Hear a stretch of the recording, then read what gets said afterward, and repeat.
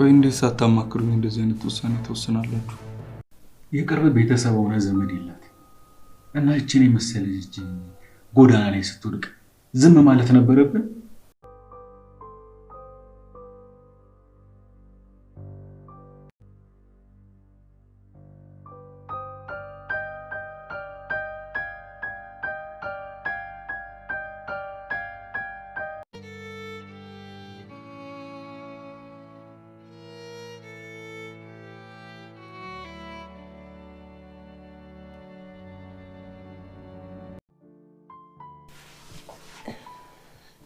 እንዴት ነው ክፍልሽን ወደድሽው?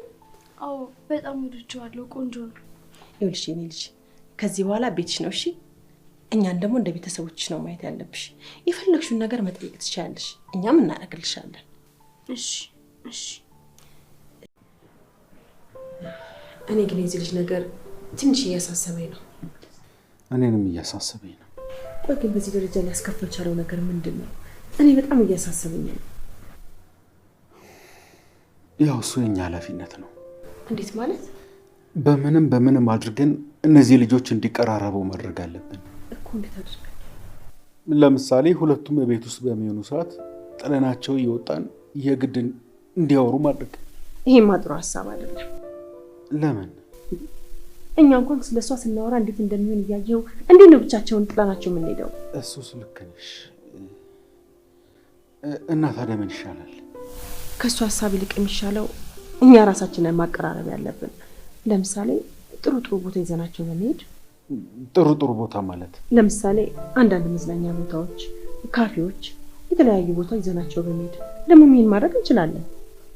እሱ ጥሩ ሐሳብ ነው። እና እኔ እኮ ነኝ ቀላል ተመሰልኩ እንዴ? አንቺ እንደው ትንሽ ሐሳብ አምጥተሽ እንደው ጉራሽ ብዛቱ። አረ ኬት አባቷ እንደመጣች ነው እንጃ። ቆይ ምን አይነት ልጅ ነች? አረ የሆነች ድፍጥጥ ያለች ነገር ናት። ስታስጠላ። ይሄኔማ ልብሷ የሚሸት ይሆናል። ጭራሽ ደግሞ እኔ ልጠጋት እንደ እሷን እያየው ምግብ ራሱ እንዴት ይበላል? ቆይ ግን እነ ማሚ ምን ሆነው ነው ቤታችሁ የማንንም ደሃ መሰብሰቢያ ያደረጉት? እኔስ ግራ የገባኝ እሱ አይደል እንዴ? በጣም አብዝተውታል። በቃ እነ ማሚ ሲመጡ ጠብቀህ አሽቀንጥራ አስወጣት። እሺ ያምሻል እንጂ ደግሞ ማሚና ዳዲን እያወቅሻቸው አይደል እንዴ? በል ከሷ ጋር ሆነ ከኔን ሰላም እንዳትለኝ።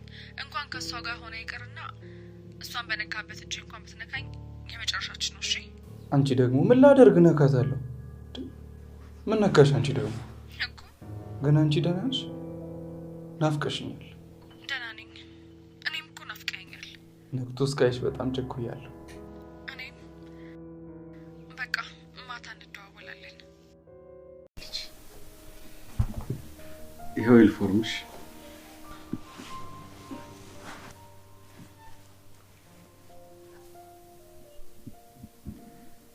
ምን ነው የጎደለ ነገር አለ?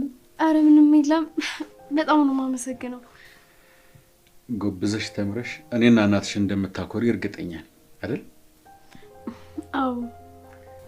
እኔ ልጅ አደራ እንዳትሸነፊብኝ።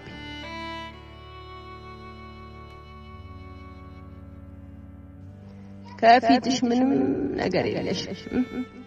እጅ እንዳትሰጪ ልጅ፣ እንዳትሸነፊብኝ። አደራ ራስሽን ጠብቂ የኔ ልጅ፣ አደራ ልጄ።